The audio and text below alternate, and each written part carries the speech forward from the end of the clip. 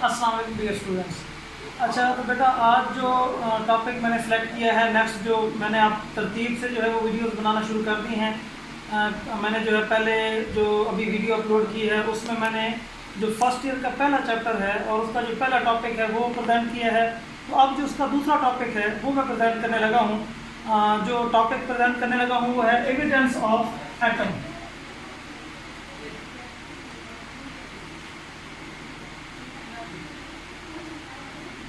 Evidence of atom. Evidence का मतलब होता है सबूत, यानी हमारे पास सबूत क्या है कि एटम मौजूद हैं। क्या हम में से किसी ने एटम को देखा है? तो क्या हम देख के जो है वो साबित करेंगे कि ये एटम है? तो हमने जो है वो साबित करना है, यानी हमें ये कैसे जो है वो हम साबित करते हैं या हमारे पास क्या सबूत मौजूद है कि एटम जो है वो हैं। ये तो हम सब मानते हैं, आपको पता है कि एटम है, लेकिन हमारे पास सबूत क्या है, हमने ये साबित कैसे किया है, तो वो हम पढ़ने लगे हैं। तो जो एटम की एविडेंस है इसमें जो सबसे पहले मैं ये डिस्कस कर देता हूँ कि आखिर मसाइल क्या हैं। यानी इसको जब हम साबित करने लगे थे तो हमारे पास जो है वो क्या क्या डिफ़िकल्टीज़ जो हैं, क्या क्या मसाइल जो हैं वो सामने आते हैं। तो जो इसके सबूत पेश करने में जो डिफ़िकल्टीज सामने आती हैं वो मैं लिख देता हूँ।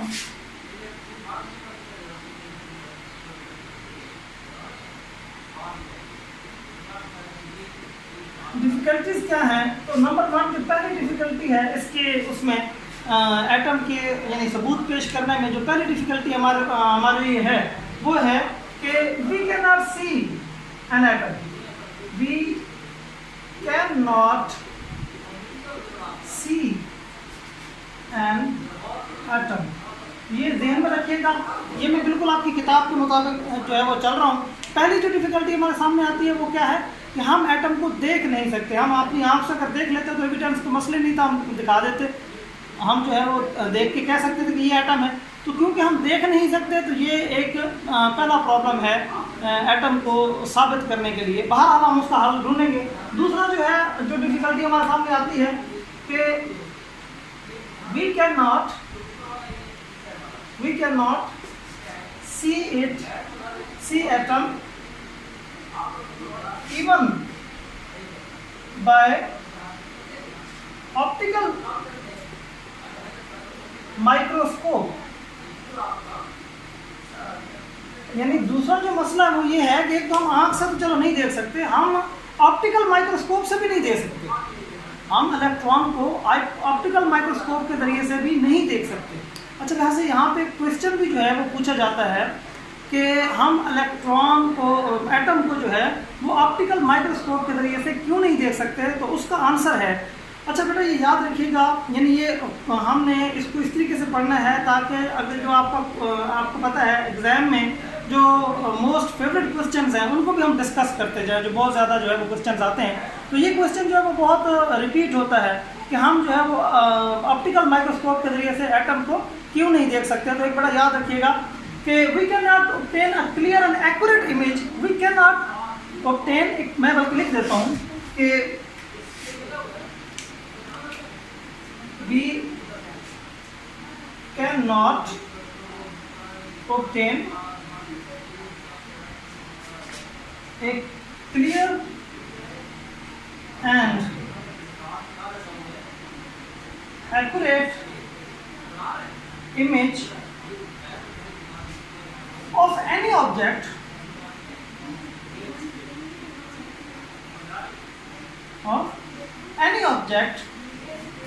by optical microscope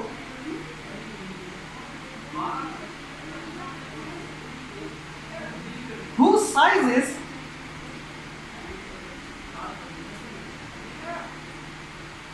is smaller than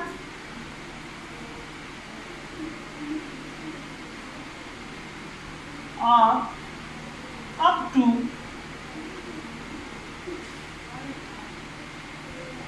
500 nanometre.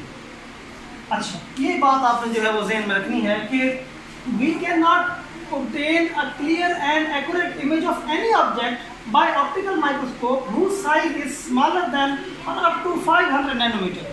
बेटा क्योंकि हम जो है वो ऑप्टिकल माइक्रोस्कोप में यूज़ करते हैं लाइट, तो जो लाइट है, विजिबल लाइट जो है, उसकी जो वेवलेंथ है वो ये है। अब ये जो ऑब्जेक्ट जो है वो इस वेवलेंथ से भी छोटा होगा, यानी एक ऑब्जेक्ट जो है वो अगर जो लाइट हम यूज़ कर रहे हैं उसकी वेवलेंथ से भी छोटा है, तो अब जो वेवलेंथ आपको पता है, तो मैं इधर आपको ड्रा करके दिखा। फर्स्ट क्या, ये एक ऑब्जेक्ट है, तो एक वेव जो है वो आ रही है, अगर उसकी वेवलेंथ जो है वो बड़ी है तो वो जो वेवलेंथ है, यानी वो जो वेव है वो उस ऑब्जेक्ट को टकराएगी नहीं। जब वो वेव उस ऑब्जेक्ट को टकराएगी नहीं तो बेटा वो हम उसको देखेंगे कैसे? वो टकराएगी, वापस आएगी, रिफ्लेक्ट होगी, उसकी इमेज बनेगी, तभी हम उसे देख सकेंगे। तो अगर एक ऑब्जेक्ट का साइज जो है वो वेवलेंथ से भी छोटा हो किसी चीज़ के, यानी लाइट ऑप्टिकल में जो हम इस्तेमाल कर रहे हैं विजिबल लाइट से वेवलेंथ से भी छोटा हो, तो हम उसे लाइट माइक्रोस्कोप के जरिए से नहीं देख पाएंगे। तो ये बात आपने ध्यान में रखनी है। तो फिर हम क्या करते हैं, हम जो है फिर यानी एविडेंस तो हमने देना है, हमारे पास फिर क्या एविडेंस रह जाता है, हम कैसे जो है वो एटम को देख पाएँ या एटम का जो है वो एविडेंस दे पाएँ। तो जो पहला एविडेंस हमने हासिल किया वो हमने हासिल किया, हम इलेक्ट्रॉन माइक्रोस्कोप यूज़ करते हैं। वी कैन, यानी हम जो है we can use electron microscope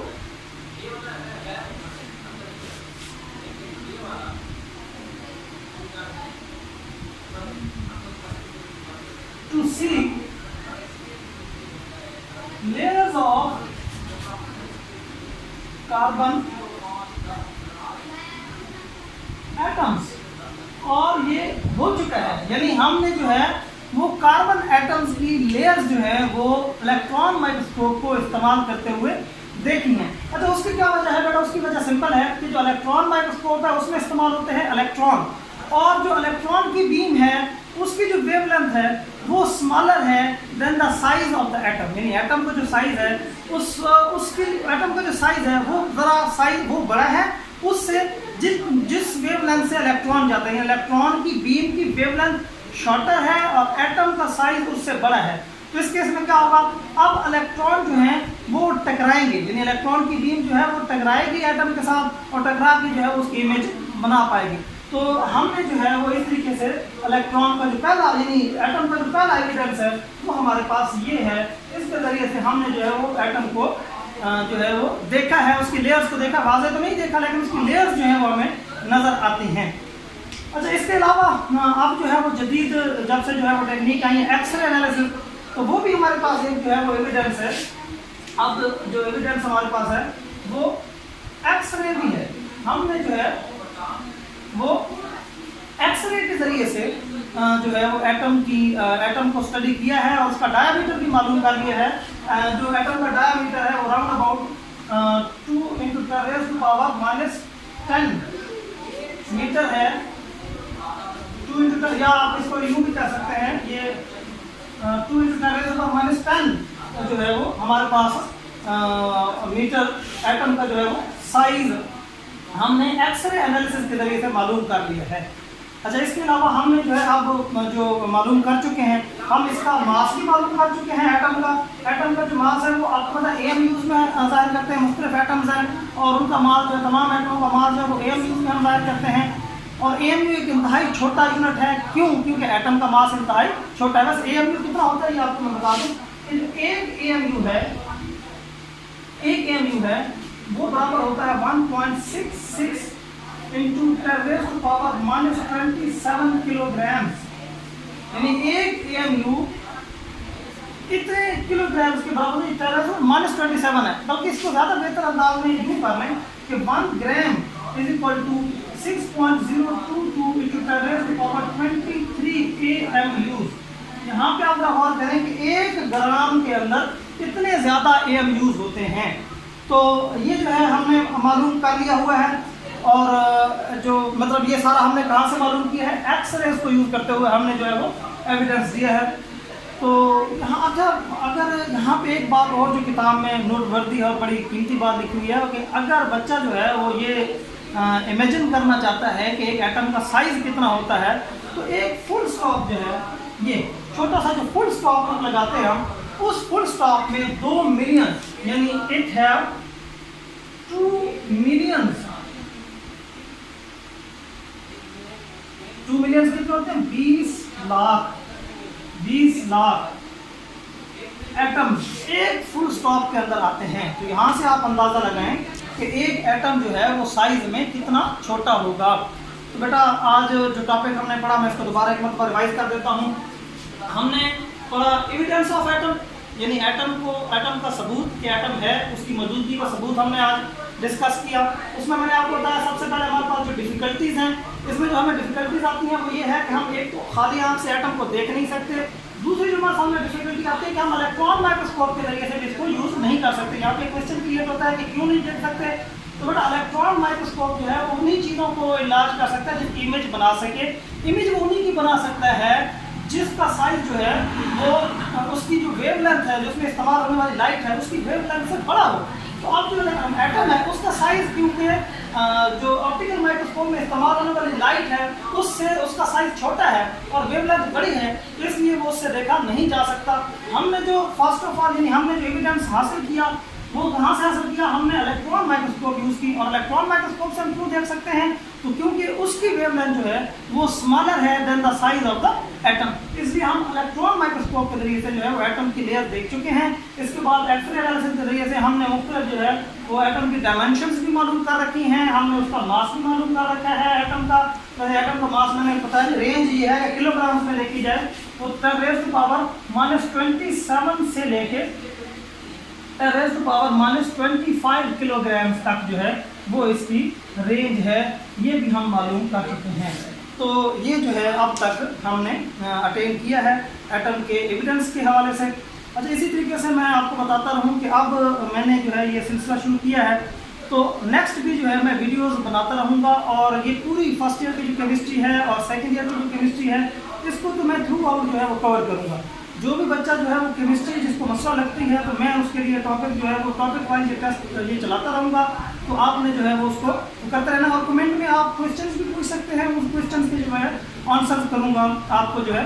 तो आप इसलिए जो है चैनल को सब्सक्राइब कर लेंगे तो नेक्स्ट आने वाली वीडियो जो है वो आपको डायरेक्ट जो है वो नोटिफिकेशन के साथ पहुँच जाएंगे। अस्सलाम वालेकुम।